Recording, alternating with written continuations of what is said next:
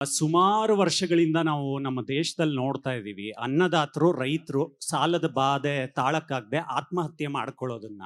ನಿಮಗೆ ರೈತ ಚಳುವಳಿಗಳು ಹೊಸತಲ್ಲ. ಆ ನೆರಳು ನೋವುಗಳು ಚಿತ್ರದಲ್ಲಿ ಎಕ್ಸ್ಪೆಕ್ಟ್ ಮಾಡ್ಬೋದಾ?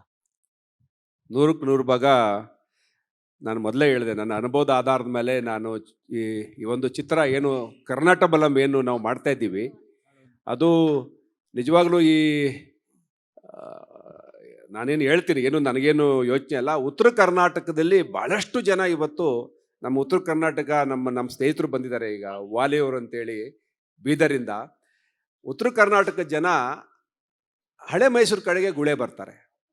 ಅದು ಆ ಪುಲಕೇಶಿ ನಾಡದು. ಅಂದರೆ ಬಾದಾಮಿ ಸುತ್ತಮುತ್ತ ನಮ್ಮದು ಬಳ್ಳಾರಿ ಆಗ್ಬೋದು, ಎಲ್ಲರೂ ಆಗ್ಬೋದು, ಎಲ್ಲ ಈ ನನ್ನ ತಾಲೂಕಲ್ಲಿ 10,000 ಜನ ಗುಳೆ ಬಂದಿರೋರು 15 ವರ್ಷದಿಂದ ವಾಸ ಮಾಡ್ತಾ ಇದ್ದಾರೆ. 10,000 ಜನ ಇದ್ದಾರೆ ನಮ್ಮ ತಾಲೂಕಲ್ಲಿ. ಬಳ್ಳಾರಿ ಸರ್ಕಲ್ ಅಂತಲೇ ಇದೆ. ನಾನು ದಿನ ಬೆಳಿಗ್ಗೆ ನೋಡ್ತಿದ್ದೆ ಯಾಕೆ ಈ ಥರ ಆಗ್ತದೆ ಅಂತೇಳಿ. ಹಂಗಾಗಿ ನನಗೆ ಈ ಕಥೆ ಹುಟ್ಟಿತು. ಅಂದರೆ ಈ ಕರ್ನಾಟಕದ ಸಮಗ್ರ ಅಭಿವೃದ್ಧಿ ಆಗಬೇಕು, ನೀರಾವರಿ ಆಗಬೇಕು, ಆ ಚಿಂತನೆ ಇಟ್ಕೊಂಡು ಈ ಕಥೆ ಮಾಡಿದ್ದೀವಿ. ಇನ್ನೇನು ಜಾಸ್ತಿ ಕೇಳಬೇಡಿ. ನಾನು ಯಾಕೆಂದರೆ ಜಾಸ್ತಿ ಕೇಳಿದ್ರೆ ನಾನು ಬಾಯಿ ಬಿಟ್ಬಿಡ್ತೀನಿ. ಸಿನಿಮಾ ಚೆನ್ನಾಗಿ ಮಾಡ್ತೀವಿ. 100ಕ್ಕೆ 100 ಭಾಗ ನಿಮಗೆಲ್ಲ ಸಮಾಧಾನ ಆಗುತ್ತೆ.